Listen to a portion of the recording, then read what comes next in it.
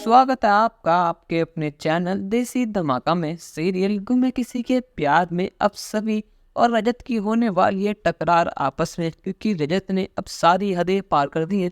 उसने सभी के मुंह पर एक नोटों की गड्डी फेंक कर मारी है और कहता है कि ये लो तुम्हारी कीमत मुंह बंद रखने की, और अपनी आई से कहना और पैसे चाहिए हो तो बता देना, पर आइंदा से अगर मेरी आई के साथ बदतमीजी भी करी या फिर कंप्लेन करी तब मुझसे बुरा और कोई नहीं होगा। असल में दोस्तों, अब यहाँ पर रजत ठक्कर का एटीट्यूड सभी को अच्छा नहीं लगा, क्योंकि रजत की नज़रों में सिर्फ पैसे ही सब कुछ है। उसे लगता है कि पैसे से वो सब कुछ कर ही सकता है, और जहाँ हमारे सभी के लिए रिश्ते इंपॉर्टेंट है पैसे से ज़्यादा, उसके लिए पैसों की कीमत कुछ है ही नहीं। उसके लिए कीमत है तो सिर्फ रिश्तों की, अपनेपन की और प्यार की। और वहाँ दूसरी तरफ रजत बिल्कुल अपोजिट है सभी के।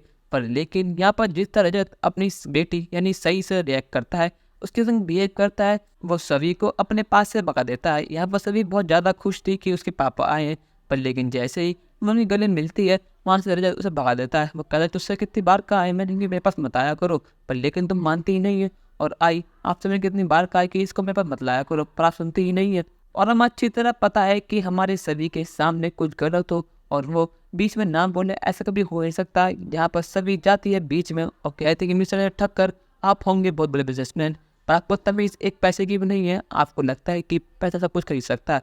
आपके पास भले ही बहुत ज़्यादा पैसे होंगे, पर लेकिन आपके मन में अपनी बेटी के लिए प्यार है ही नहीं। आपको तमीज़ आती ही नहीं है। रजत कहता है कि आखिर आप कौन होती है मुझे तमीज़ सिखाने वाली, और अब लगती ही कौन है मेरी। भाग्यश्री कहती है कि उसी बाबू चाट की ये बहू है जिसने हमारे खिलाफ कंप्लेंट करी थी। रजत कहता है कि अच्छा, तो ये उनके घर में से आई है तो इनको सबक सिखाना होगा। इन्होंने हमारी पूजा में विघ्न डाला तो इसका भुगतान इन्हें करना होगा। वो कहता है कि अच्छा, आपकी आई ने हमारे खिलाफ कंप्लेंट करी थी, आखिर क्यों? सभी कहते हैं कि जितने अगर म्यूजिक बुझाओ को इतनी प्रॉब्लम होगी ना, तो इसलिए उन्होंने कंप्लेंट कर दी। पर इतने में सभी कुछ बोलते इससे पहले रजत ने उसके मुंह पर फेंक के मार दी नोटों की गड्डी, और कहता है कि ये लो अपनी कीमत और चली जाए यहाँ से। अपनी कीमत पकड़ो और आइंदा से मेरे सामने मत आना, और अपनी आई से कह देना अगर आइंदा से कंप्लेंट करी तो हमसे बुरा और कोई नहीं होगा।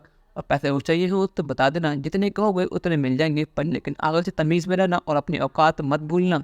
आज रजत ने सभी के ऊपर पैसे फेंकने के बाद सारी हदें पार कर दी हैं। आज उसने दिखा दिया है कि उसके लिए सब कुछ पैसे ही हैं। सभी को ये देखकर बहुत हैरानी होती है कि आज सब उससे बहुत लोग सीधे कर रहे हैं, पर लेकिन ये सबसे बदतमीज़ है। पर लेकिन हमारी शेरनी सभी शांत नहीं बैठने वाली। वो उसी के पैसे उसके ऊपर फेंक के मारते और कहते कि अपने पैसे अपने पास रखिए, ये आपके लिए पैसे होंगे पर मेरे लिए ये चंद कागज के टुकड़े हैं।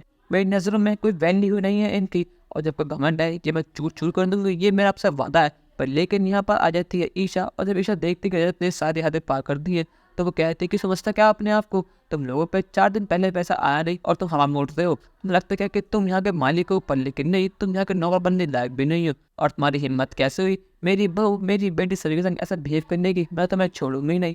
पर लेकिन कहानी में आ गया है एक और नया ट्विस्ट। जी हाँ, यहाँ पर हो चुकी है ईशान भोसले की एंट्री। अब ईशान लगाने वाला है रजत की क्लास। अब देखना यह है कि क्या ये हमारा अपना ईशान भोसले है या फिर कोई बहरूपिया है। अपनी राय हमें कमेंट में ज़रूर बताइएगा, और अब तक चैनल को लिए के सब्सक्राइब तो कर लीजिए। धन्यवाद।